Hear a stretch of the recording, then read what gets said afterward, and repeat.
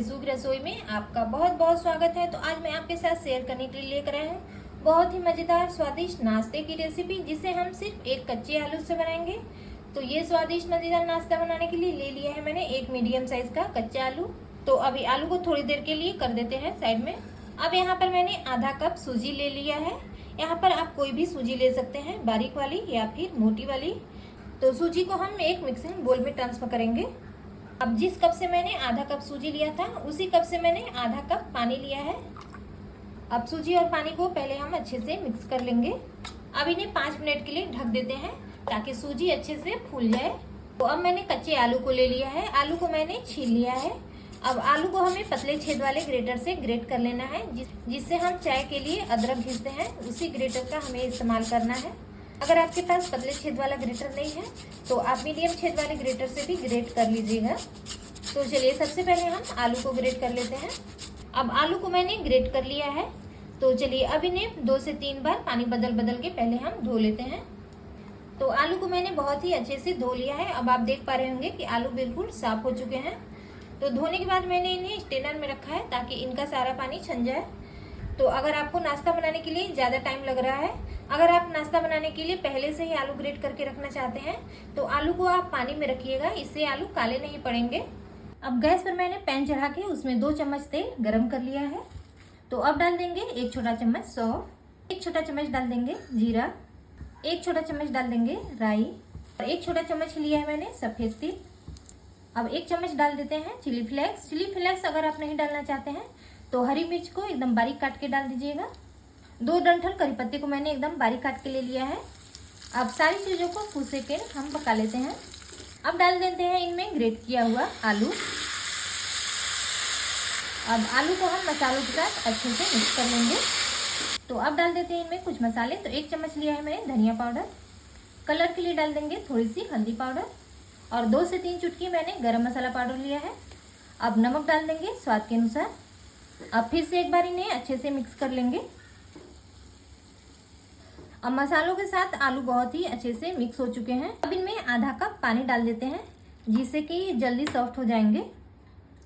अब इन्हें हम 5 मिनट के लिए ढक के पका लेते हैं और बीच बीच में हम इन्हें चलाते रहेंगे ताकि आलू जले नहीं। तो चलिए अब इन्हें पकते हुए 5 मिनट हो चुके हैं। अब आलू बहुत ही अच्छे से सॉफ्ट हो चुके हैं। तो अब जो हमने सूजी को भिगो के रखा था, सीधे हम इन्हें डायरेक्ट आलू में डालेंगे। गैस की फ्लेम को बिल्कुल लो रखना है और सूजी और आलू को हम अच्छे से मिक्स करेंगे।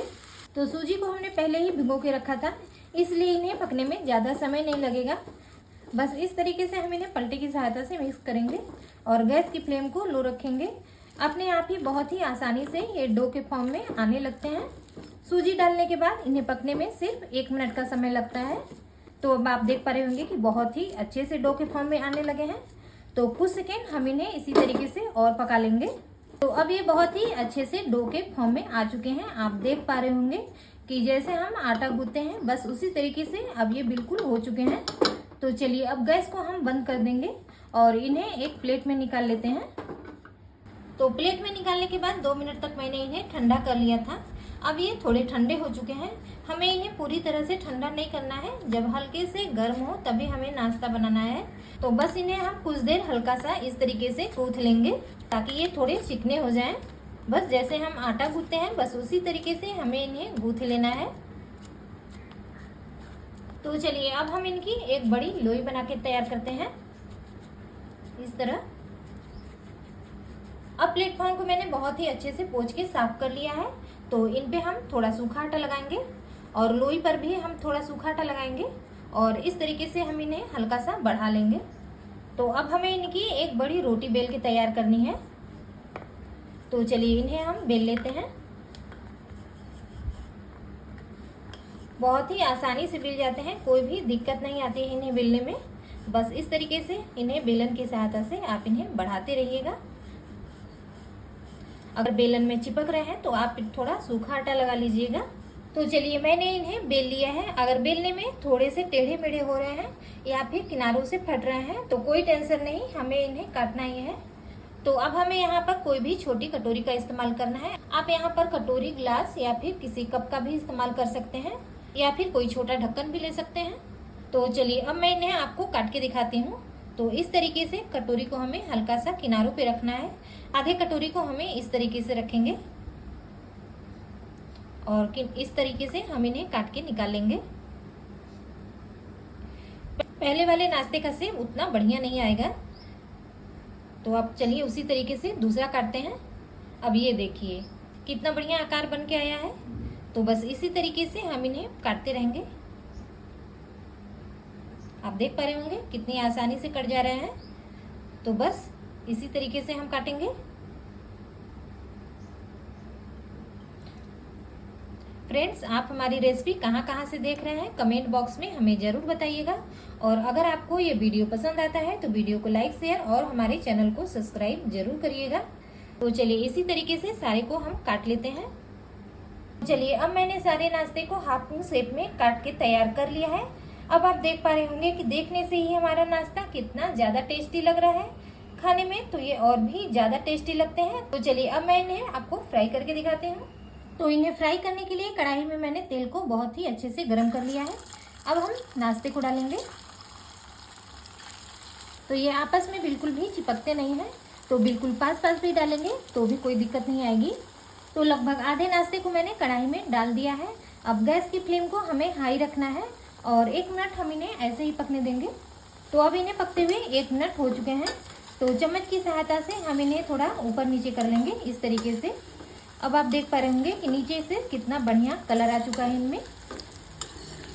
तो बस इसी तरीके से अब इन्हें हम ऊपर नीचे करते हुए चलाते हुए 1 मिनट फिर से पका लेते हैं।